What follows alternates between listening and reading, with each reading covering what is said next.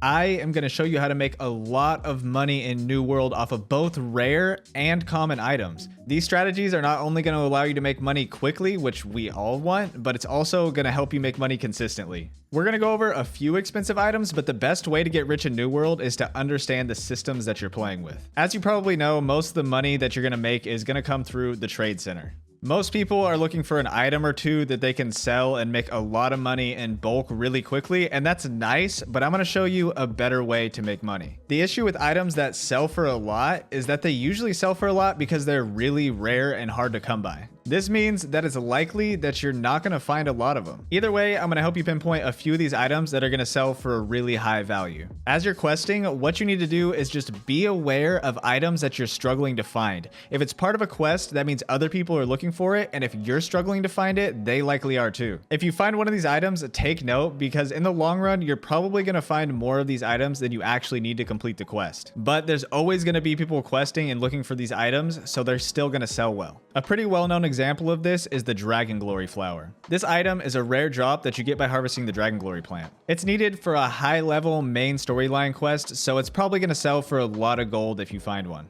The issue with this is that relying on rare items is going to force you into grinding really long, boring hours of just harvesting all day long. Luckily, I have a better way, but first we're going to talk about a few more items that you need to keep an eye out for. On top of character level, everybody is also leveling their crafting. Any item that you need for crafting is going to be valuable, but if you look at the price in the trade center, it might be a little bit deceiving. It may seem like a lot of these items, such as fibers and ores, are selling for a really low price, and that's because they are. But usually, if you're harvesting them, you can bring back a lot of them in one trip, and those small prices are going to add up quick. When selling materials like ore or fiber, it's really important to check both the raw material and the refined material. Usually, if you compare these items at face value, it's gonna look like the refined items are selling for more. If you look here, iron bars are selling for 3 times more than ore, but what you need to keep in mind is that it takes 4 ore to make a bar, so selling it in bar form is actually gonna cost you 25% of your profits. This can be true for any of the refined materials, so you're gonna wanna do this process anytime you sell them. Okay, let's go back to the trade center system because there's a few more tricks that I need to show you. When you initially open up the trade center, it's only going to show you the items for the settlement that you're in.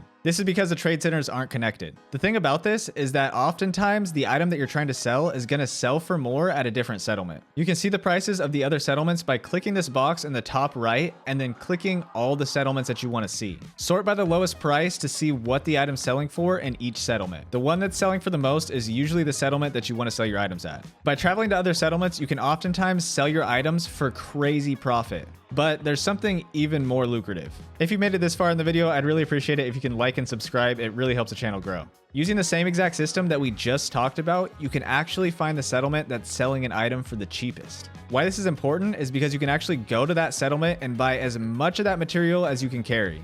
What you do from there is you just take it to the settlement where it's selling for the most and sell it there. To make this traveling process quick and easy, I recommend that you spread out your houses and the inn that you're checked into. This is going to allow you to teleport across the map if you really need to.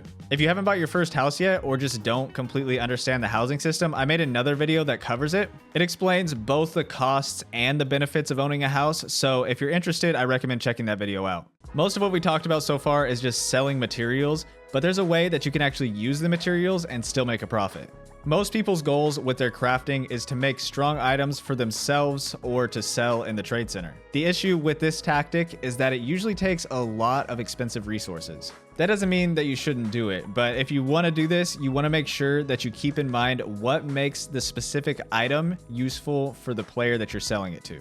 For example, the life staff relies purely on focus and is usually used by healers. So what you're going to want to do is craft one that has a high level of focus and also has perks on it that are going to benefit healers. This is going to make sure that your item is actually useful and people are going to buy it because they need it. If you're just crafting items with random perks, no one's going to buy it because nobody actually wants those perks. You can do this process for any of the items that you're selling. If you're just trying to level up your crafting and not make the best item possible, there's a way to do this and still make a profit. What you can do is look at simple items like tools and see what's selling for the most, and then craft that item. Most people need these items, so it's likely that it's going to sell. Oftentimes, you can actually buy that material material from the trade center and then sell that item back in the trade center for a profit. You really want to keep in mind stuff that most people need or what they go through a lot of. A good example of these things is arrows, cartridges, potions, and bait. All of these items are in pretty high demand, so they should sell pretty easily. People are lazy and just don't want to craft stuff themselves.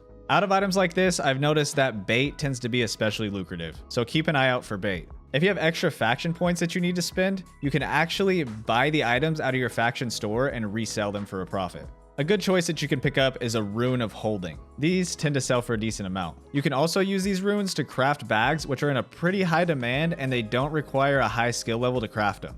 If you can make multiple bag types, it's always helpful to check the trade center before you make them and see which one is selling for most. If this information was helpful, don't forget to like and subscribe. It really helps the channel grow. My name is Marcus, aka Apostle. Thanks for watching.